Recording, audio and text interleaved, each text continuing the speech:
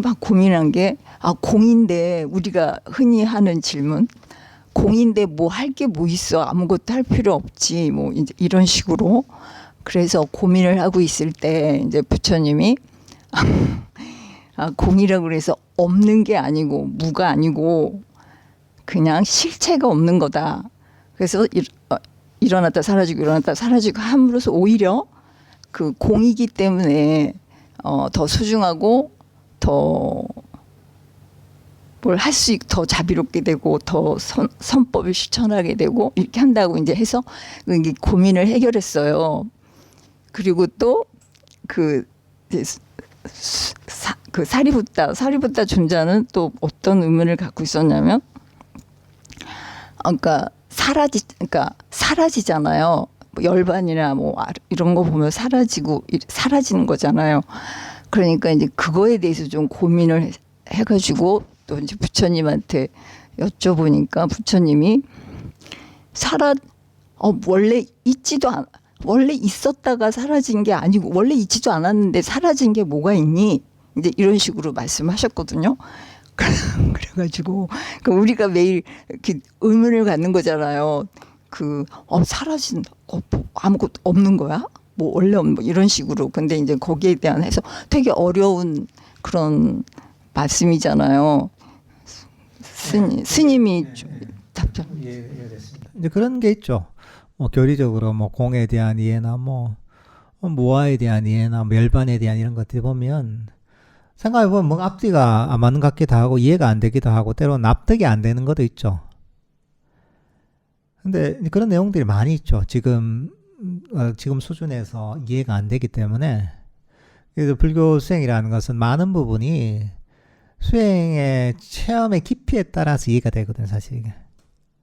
그 지혜라는 것도 그냥 생기는 게 아니거든요. 그래서 이해가 안 되는 게 많이 있는데, 근데 그보다 중요한 게 뭐냐 하면, 불교의 목적이 뭐냐, 수행의 목적이 뭐냐, 이걸 잘 알아야 돼요. 가장 근본 목적이 뭐냐.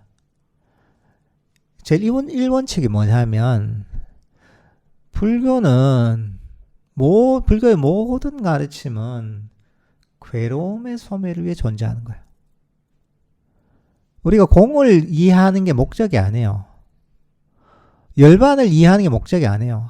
지금 열반이 뭔지 이게 사라진다 하는데 이게 뭔가 이해가 잘 된다고 불교 수행이 되는 게 아니에요. 부처님 가르친 그 목적이 아니에요. 공에 대해서 얘기하지만 공에 대해서 이해시키는 게 부처님 가르친 목적이 아닙니다. 무아를 가르치지만 무아를 잘 이해시키는 게 목적이 아니에요. 무상을 가르치지만 무상을 잘 이해시키는 게 목적이 아닙니다. 부처님의 가르침에. 그 모든 가르침은 괴로움의 소멸을 위해 존재하는 거예요. 이해하든 못하든 그게 관계없는 거예요. 이게. 결국은 이걸 통해서 괴로움이 소멸되도록 부처님께서 모든 가르침을 펴시는 거예요. 사성제 8종도도 마찬가지고 무상고 무아도 마찬가지고 모든 가르침들이 괴로움의 소멸과 진정한 행복으로 이끄는 거예요. 이게. 그걸 이해해야 되는 거예요. 이게. 그리고 실제로 물론 이제 공을 체득하고 또는 무상에 대한 이해가 깊어지고 무아에 대한 이해가 깊어지면 그 깊어지는 만큼 괴로움이 사라집니다. 그렇기 때문에 그 가르침이 존재하는 거죠. 괴로움이 완전히 사라졌을 때 그걸 완전히 꿰뚫게 되죠. 그걸 꿰뚫으면 완전히 괴로움이 사라지기도 하고. 근데 그것도 결국 수단이라는 거예요, 이게. 모든 가르침들은 보면 괴로움을 소멸시키기 위한 수단인 거예요. 아까 불 끄는 거 얘기했잖아요. 불을 끌 때 뭘로 끄든 관계없는 거예요. 불 끄는 게 목적인 거예요. 물을 갖다 붓든 뭐 담요를 덮어가지고 불을 끄든 소화기로 끄든 뭐 빗자루를 가지고 그 불을 끄든 어쨌든 간에 불 끄는 게 불을 잘 끄면 되는 거야.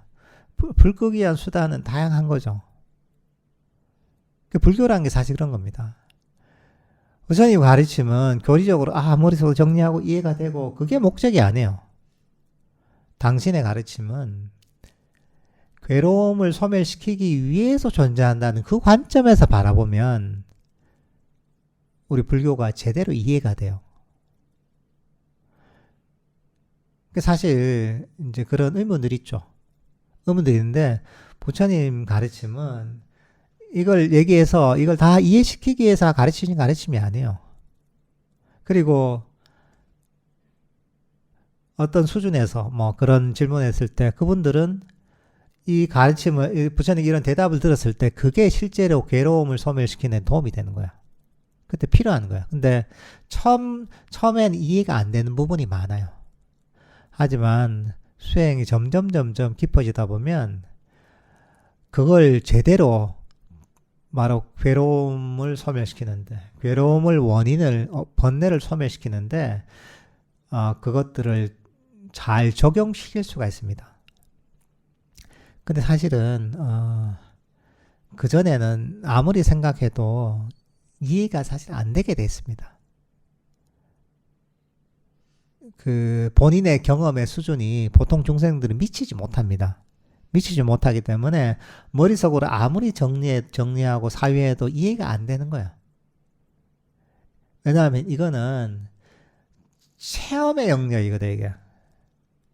보통 사람들이 경험하지 못하는 체험의 영역이기 때문에 그 전에 아무리 이해하려고 사실 이해가 안 되고, 그리고 그 목적도 사실 그 이해가 목적이 아니라 그 가르침도 실질적인 괴로움의 소멸, 번뇌의 소멸이 목적이다라는 걸 좀 이해하면 좋을 것 같아요. 그러니까 항상 어떤 가르침이든 그래 보면 되는 거죠. 이게 다 목적이 한 가지다.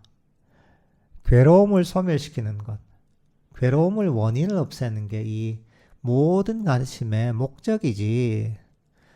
근데 이걸 괴로움을 소멸시키고 괴로움의 원인을 없애는데, 근데 이거는 어떤 식으로 작동해서 이 괴로움을 없애지?